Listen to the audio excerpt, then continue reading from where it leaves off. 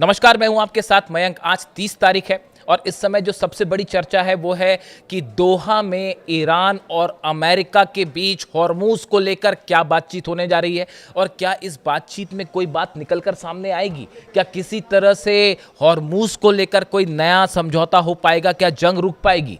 ये तमाम सवाल है जिसको लेकर चर्चाएं हैं, लेकिन इसके पीछे एक बड़ी साजिश है, एक बड़ा धोखा है। कुछ ऐसी फैक्ट सामने आए हैं जो इसे इस ओर इशारा कर रहे हैं कि बातचीत की आड़ में एक बार फिर ईरान पर बड़े हमले की तैयारी चल रही है। देखिए, जो इंफॉर्मेशन आ रही है उसके हिसाब से अमेरिका ने ईरान के आसपास बड़ी जंगी तैयारी शुरू कर दी है। देखिए, KC-135R स्ट्रैटो टैंकर्स, ये रिफ्यूलिंग टैंकर्स होते हैं जो कि हवाई जहाज़ों में तेल भरने के काम आते हैं। बड़ी संख्या में इनकी मौजूदगी देखी जा रही है बहरीन और ओमान और हॉर्मूज के करीब। KC-46A पेगासस टैंकर्स हैं, ये भी रिफ्यूलिंग के काम आते हैं। ये भी ईरान के आसपास फ्लाई करते हुए देखे गए हैं। और सबसे बड़ी बात देखिए, 1P-8A पोसिडॉन, जो कि जिसका इस्तेमाल जो है सर्विलांस के लिए होता है, गुप्त जानकारियां हासिल करने के लिए होता है। ईरान की लोकेशंस कहां है, मिसाइल्स कहां से दागी जा रही है, ड्रोन कहां से दागे जा रहे हैं, इसके लिए होता है। ये बड़ी संख्या में ईरान के आसपास दिख रहे हैं। बताया यह जा रहा है कि 50,000 से ज्यादा सोल्जर्स इराक में एक बड़े मिशन के लिए तैयार हैं। इस तरह के दावे खुद ईरान के अंदर से किए जा रहे हैं। यानी ईरान जो है वो इराक बॉर्डर को लेकर बेहद ज़्यादा सतर्क है और जो कुछ इराक में हो रहा है उस पर खास नज़र रखने की ज़रूरत है। इसके अलावा अरब सागर में बड़ा मूवमेंट है। अमेरिका के जितने वॉरशिप है, खास तौर पर जॉर्ज डब्ल्यू बुश जो एयरक्राफ्ट कैरियर है, इससे F-18 जेट्स ने प्रैक्टिस शुरू करी है टेक ऑफ की।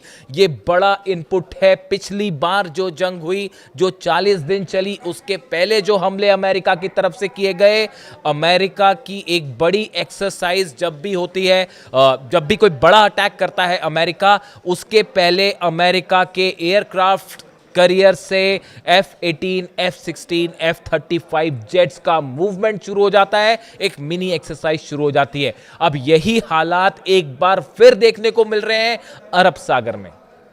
बातचीत हो रही है, तमाम दावे हो रहे हैं कि दोहा में हॉर्मूज के मैनेजमेंट को लेकर बातचीत होगी। हो सकता है किसी बात को लेकर सहमति भी बन जाए, लेकिन हकीकत यह है ईरान को घेरने की बड़ी तैयारी चल रही है। इजराइल के आर्मी चीफ, अमेरिका के आर्मी चीफ के बीच में एक खुफिया बैठक हुई है। मोसाद के अधिकारी भी इसमें शामिल थे। ईरान के खिलाफ एक बड़ा प्लान तैयार हो चुका है। लेबनान में क्या करना है, सीरिया में क्या करना है, गजा में क्या करना है, ईरान पर आने वाले दिनों में क्या किया जाएगा, इसको लेकर प्लान तैयार है। किसी तरह के कंफ्यूजन में मत रहिए कि नेतन्याहू या ट्रंप के बीच में कोई लड़ाई है। कोई लड़ाई नहीं है साहब। CIA, मोसाद मिलकर एक बड़ा प्लान ईरान के लिए तैयार कर चुके हैं, क्योंकि अमेरिका इस बात को अच्छी तरह से जानता है, डोनाल्ड ट्रंप जानते हैं, JD वेंस जानते हैं, ईरान की जितनी लीडरशिप है वो इस बात को जानती है कि जो MOU है, जो MOU की शर्तें हैं, ये किसी सूरत में पूरी नहीं हो पाएंगी। किसी सूरत में पूरी नहीं हो पाएगी। ज्यादा से ज्यादा आप अमेरिका में चुनाव तक रुकिए। जैसे ही चुनाव खत्म होंगे, मिड टर्म्स पोल खत्म होंगे, ईरान पर हमला तय है। हो सकता है उसके पहले भी हो जाए। अमेरिका इस सिचुएशन में नहीं था। जो मार मारी है ईरान ने, अमेरिका के बेसिस हो, चाहे अमेरिका के वॉरशिप्स हो, चाहे हॉर्मूज हो, तीनों ही जगह ईरान ने अमेरिका को भयंकर जबरदस्त जो है हमला करके पस्त कर दिया। इसीलिए अगर अब अमेरिका को फिर से हमला करना है, उसके लिए नए सैनिकों की जरूरत है, नए जहाज़ों की ज़रूरत है, नई स्ट्रैटेजी की ज़रूरत है, और इसीलिए एक बड़ी तैयारी कही जा रही है। अब देखिए, इसमें एक और बड़ी खास बात है। जो रिपोर्ट सामने आई है, उस रिपोर्ट्स के मुताबिक ये कहा गया कि अगर हमले होते हैं किसी तरह से ईरान पर, और वो हमले समंदर के रास्ते से होते हैं। देखिए, पहले ऐसा बताया जाता है कि अमेरिका की कोशिश ये थी कि जो केशम आइलैंड है, जो सिरिक है, इन आइलैंड्स पर, जो अबू मूसा आइलैंड है, लद्दाख है, ये जो 4 आइलैंड्स हैं, इन पर कब्जा किया जाए, अमेरिका की सेना को वहां पर उतारा जाए और उसके बाद इस पर कब्जा किया जाए ताकि हॉर्मुज के एंट्री और एग्जिट पॉइंट पर कब्जा कर लिया जाए। अमेरिका का मानना यह है कि जब तक हॉर्मुज पर कब्जा नहीं होगा तब तक ईरान को नहीं हराया जा सकता। और ऐसी सूरत में अब हकीकत यह है कि जो रिपोर्ट सामने आई हैं, उस रिपोर्ट्स में यह कहा गया, ये डोनाल्ड ट्रंप को इस बात की जानकारियां दे दी गई है कि अगर देखिए, ग्लोबल मिलिट्री इंटेलिजेंस की ये रिपोर्ट है जिसमें यह कहा गया है कि अगर समंदर के रास्ते अमेरिका हमला करता है, 25% अमेरिकी सोल्जर्स की कैजुअलिटी होगी। यानी अगर 100 सैनिक उतरते हैं इन आइलैंड्स पर तो 25 मारे जाएंगे। ये अमेरिका कह रहा है, ईरान तो कह रहा है एक भी नहीं छोड़ेंगे हम, यानी ये बड़ी कैजुअलिटी होगी। तो ईरान ने एक बड़ा प्लान चेंज किया गया है अमेरिका की तरफ से, और जो ये हॉर्मुज से अंदर घुसने का प्लान था, इसकी जगह अब कोशिश हो रही है, ऐसा बताया जा रहा है, सूत्रों के हवाले से खबरें हैं कि एक बड़ा ग्राउंड ऑपरेशन हो सकता है जिसमें इराक से एक बड़ा मिलिशिया कुर्द लड़ाकों की मदद से अमेरिका अंदर घुसने की कोशिश कर सकता है। ये जानकारी ईरान को भी है, ऐसा इनपुट है। अब्बास अराक्ची साहब इसीलिए बगदाद के दौरे पर गए थे, इराक की लीडरशिप से बात हुई है। और देखिए, वहां पर इराक में इस समय हालात बेहद तनावपूर्ण हैं।